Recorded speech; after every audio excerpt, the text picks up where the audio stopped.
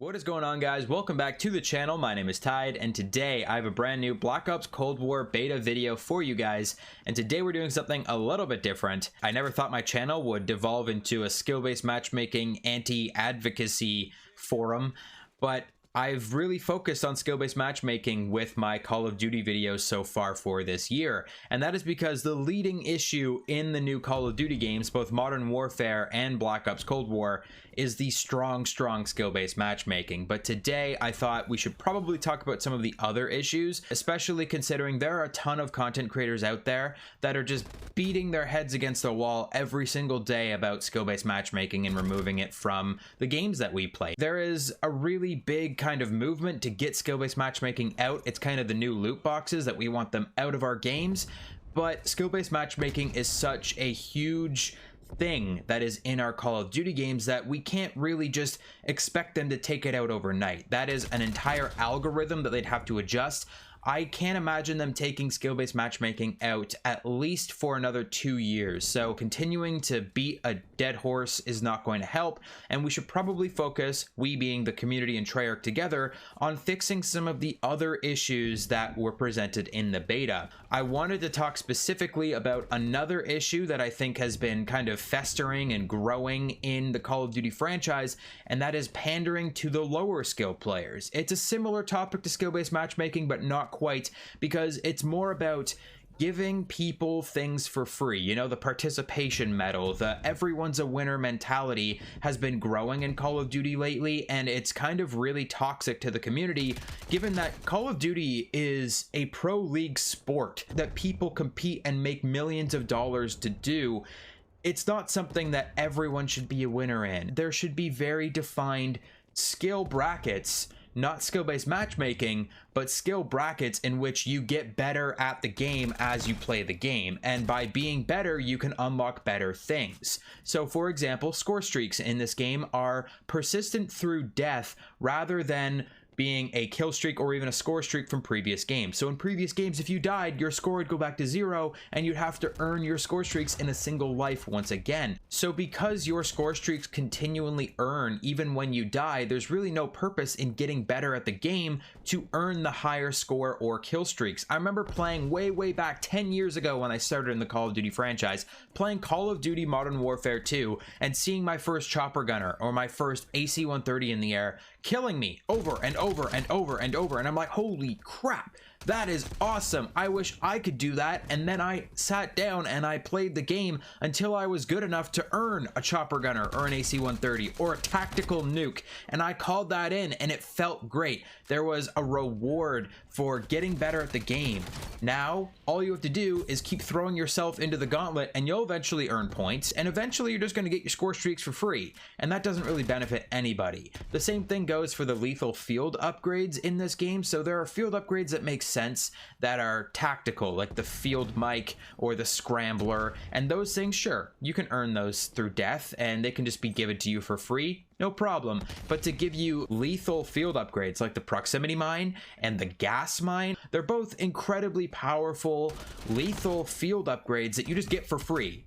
And I consider that pandering to the lower skill players. There's no reason for you to get better at the game when the game is basically handing you all of these super easy methods to get kills. Like, I don't know, I'm not a big fan of it, and that's why I wanted to talk about it in today's video. And then if you thought skill-based matchmaking was bad, let's talk about intel in this game, because this is also in the same vein as pandering to lower skill players and skill-based matchmaking.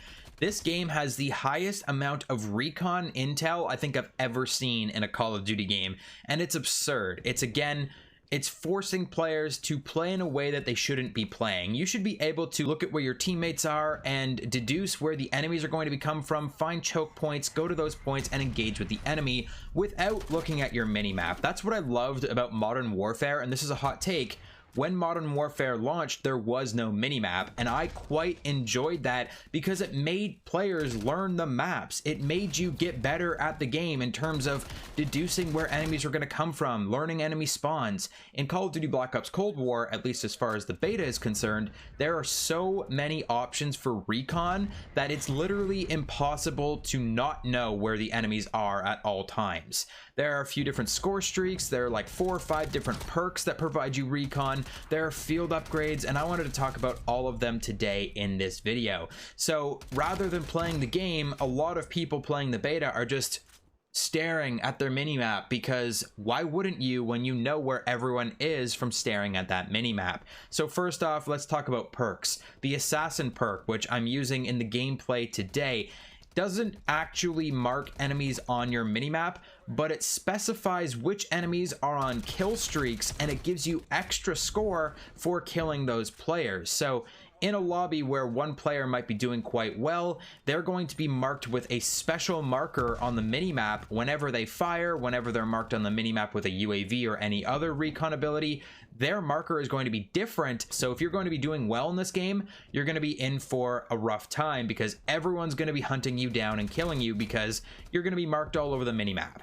Next perk that I wanted to talk to you guys about is the engineer perk, which is the same that it's always been. It's going to mark enemy equipment. It's going to mark enemy score streaks.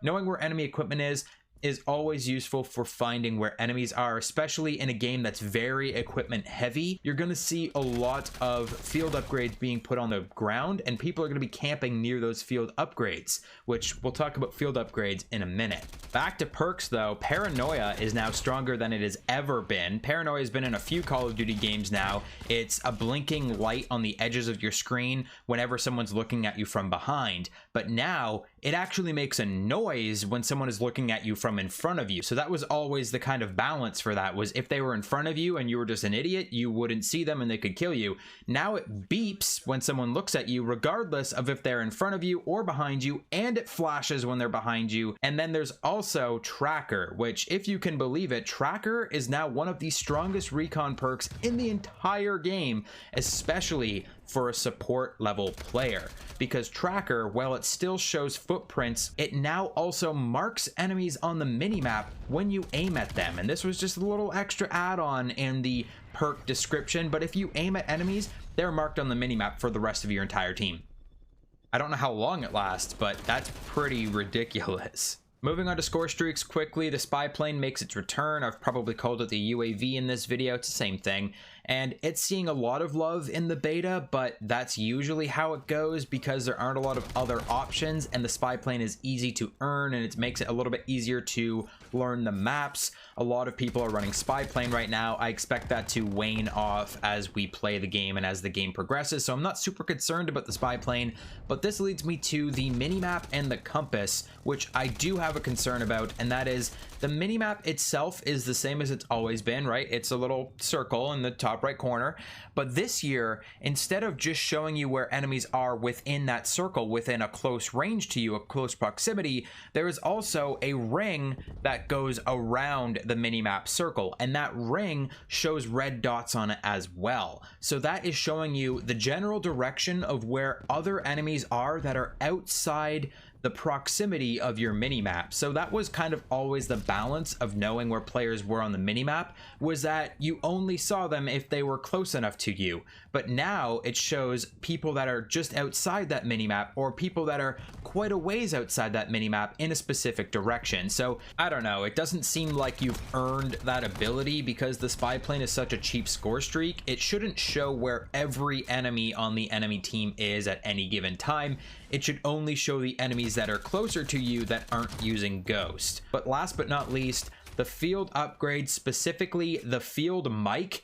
Everyone is sleeping on the field mic, and it is actually the strongest recon device I think we've ever seen in a Call of Duty game. Its only counter is, of course, Ninja, and not a lot of people are using Ninja because it's kind of garbage. But the field mic charges for free. It's a field upgrade. You can put it down, and it gives you a very wide circle on your minimap that you can see where anyone is moving within that circle. If they're moving, they're making footsteps, it's making noise, and the field mic will ping them just like the spy plane, the UAV on your minimap. And the best part is you earn these things so quickly. I think it's the fastest earning field upgrade in the game. So you get it very early on in your game. You can put that first one down. You can actually earn a second one and put that one down as well. Not like in previous games where you put a new equipment down and the old one just explodes.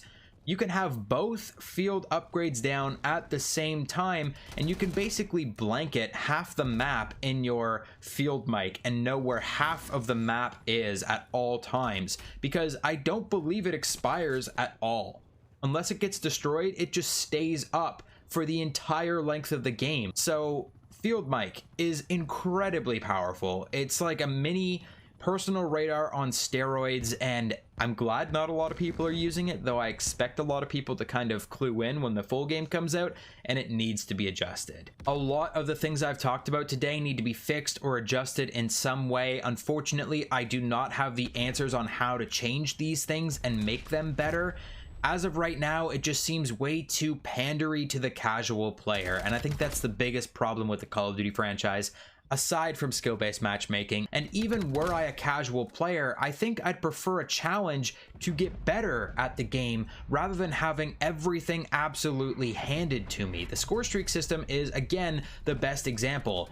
Back in the day, in Modern Warfare 2, it was a big deal to get kill streaks because they were exciting. You would kill like 12 people and you'd get your AC-130 and you felt good about it. You're like, yes, I earned this. I killed 12 people without dying. That's a hard thing to do. And now because of that, I have the AC-130 and I'm gonna kill like 15 more people and it's gonna be awesome. And it was a big deal. People saw the AC-130 and they're like, oh man, that guy's good at the game. He's kicking our ass. And now we're all gonna die again because he's got the AC-130. In this game, you get a chopper gunner at 6,000 points or whatever, and it's not a big deal. Everyone's just like, yeah, whatever. It's not exciting to get score streaks anymore because they're just given to you. And I'd rather work for something and feel like I earned something than get a participation medal every time I play. But that is going to wrap up today's video, guys. I hope you enjoyed it. Let me know what you think of any of these issues in the comment section down below. Let's have a conversation. Hit the like button if you haven't already. Subscribe if you're new to the channel, and definitely check out my Twitch channel as well. It is linked in the description down below. But that is it for today. I'll catch you guys on the next video.